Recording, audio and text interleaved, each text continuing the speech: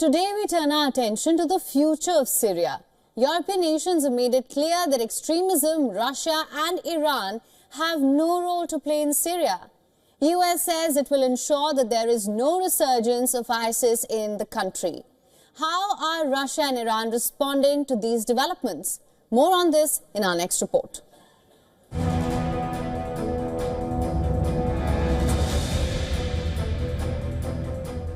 US, Arab League and Turkey have joined hands to help Syria transition into a new phase. US top diplomats have arrived in Syria for talks with the new rulers. European nations have warned allies of the former Syrian government that they will directly engage with the new Syrian leaders.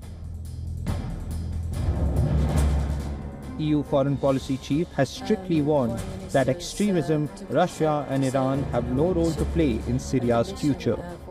These are principles of territorial integrity, sovereignty, accountability, but also inclusiveness of government, taking into account especially the minorities and women's rights in this case.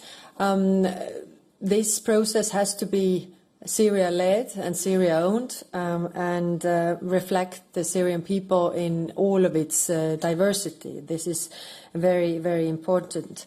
Extremism, Russia and Iran also should not have a place in Syria's future.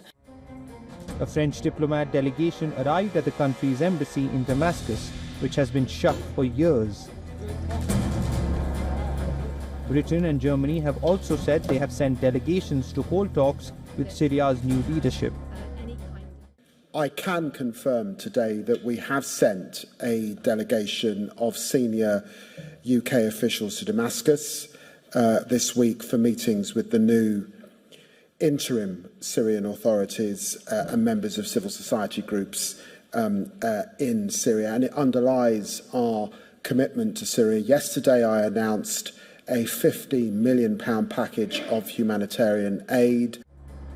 Russia has been a staunch ally of Assad. Moscow has two key military bases in the West Asian nation. In 2015, Russia launched an air campaign in support of Assad that turned the tide of the war in the government's favor. This time, however, distracted by its war in Ukraine, Russia was either unwilling or unable to help Assad's government stop the rebels' lightning offensive after it began in late November this year. Russian President Vladimir Putin says Moscow stands undefeated in Syria. Russia has even sent proposals to new Syrian rulers over its military bases.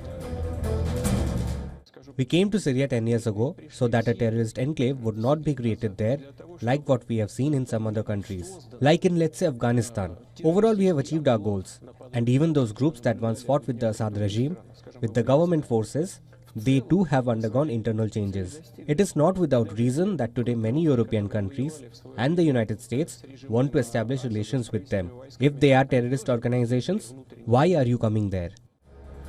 Another ally of the former Syrian government, Iran, has warned Israel and the United States over Syria. Iranian Supreme Leader Ayatollah Ali Khamenei claims rebels' activities in Syria were carried out by the US and Israel. Khamenei says that the fall of Assad's government in Syria does not mean the end of the axis of resistance.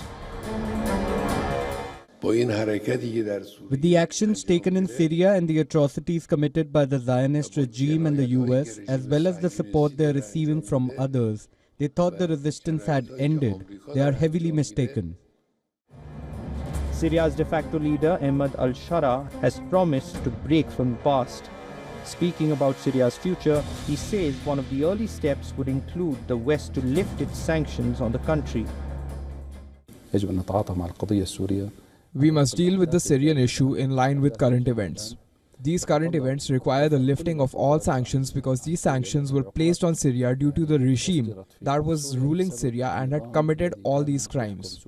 So it makes no sense to convict the torturer and the victim at the same time. Today, thank God, the weak have gained victory over this regime and kicked out this regime from the political scene. These sanctions must be lifted. Then we will be able to implement our programs for growth and reform in the country. The UN says it sees a flame of hope in the war-torn country, but the agency has warned of significant challenges ahead.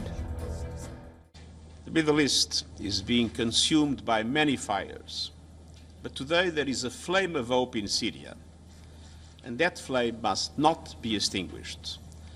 The people of Syria stand at the moment of history and the moment of opportunity, and that opportunity cannot be missed. For latest news, download the WION app and subscribe to our YouTube channel.